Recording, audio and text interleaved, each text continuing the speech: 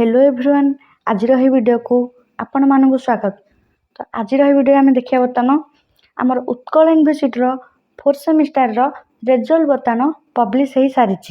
तो आपण मैंने बहुत पिला अपेक्षा करते रिजल्ट तो रिजल्ट बर्तमान पब्लिश हो सारी। बर्तमान देख बर्तमान बहुत सर्भर डाउन अच्छी से बर्तमान शो करूनी किंतु रिजल्ट आसी सारे।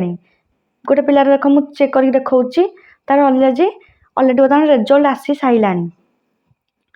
तो देख बर्तमान बैक पिलार देखी मु बैक पिला रिजल्ट बर्तमान बाहरी सारी।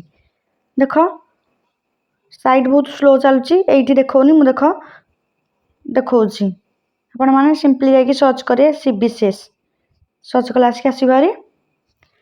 तो साइड बर्तमान बहुत स्लो चलुची। तो देख ये आमर टिके समय पूर्व आमर साइट ओपन ही हो नाला व्हाइट कलर पूरा आसूला गोटे लाइन ब्लैक कलर लेखा आसूला। तो तुम देख ये आसी जा बर्तमान देख गोटे पिलार पकईकि देखुची।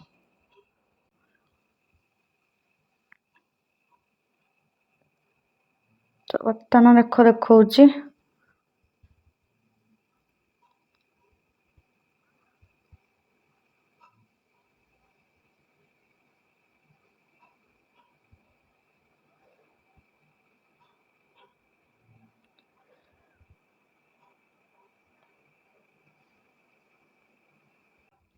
तो देख मुझे सबमिट करदेली ये।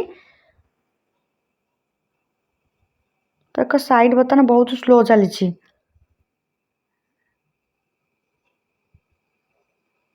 तो देख आपण मानक देख ये रिजल्ट आसीगला। तो आपण मानक मुझे ना बैक पिलांगर 20 भितर आसी भारी रिजल्ट बोली देख आसीगला। तो आम चैनल आपण मान सहित सब अच्छी खाली आम चैनल को भल पाइबा टिके दिंतु। आम चैनल को सब्सक्राइब करूँ आ फ्रेंड मान सहित शेयर करूँ। मुझे 20 भितर आसो 20 भितर आसीगला कारण पिला आडमिशन अच्छी। तो से रिजल्ट बैक पिलांकर पब्लिश हो गला। रेगुलर पिलांकर आसिले मु अपडेट देदी मुझे अक्टोबर पर आसो रिजल्ट। तो एवं आसबनी ए बर्तमान बैक पिलांकर बाहरी। तो बर्तमान देख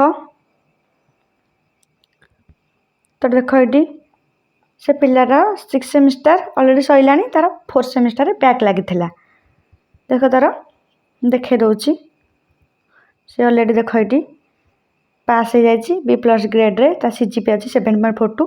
देख डेट ऑफ पब्लिकेशन देख 17/9/2025 देख ये अच्छी तार इक्विवेलेंट परसेंटेज अच्छी 69.20। आउ CGPA रू कहीं आमर बाहर कर आमर टोटाल मार्क आपण मैंने देखिपारे मोटे वीडियो पकई से देखिपारे आपण केमी CGPA रू मार्क कैलकुलेशन होची। तो देख 17/9/2025 माने रिजल्ट 11:45 पाखापाखि रिजल्ट पब्लिश होती। तो आपण मैंने आपण रिजल्ट चेक कर आशा कर जो मैंने बैक लगी से पास हो जाइए।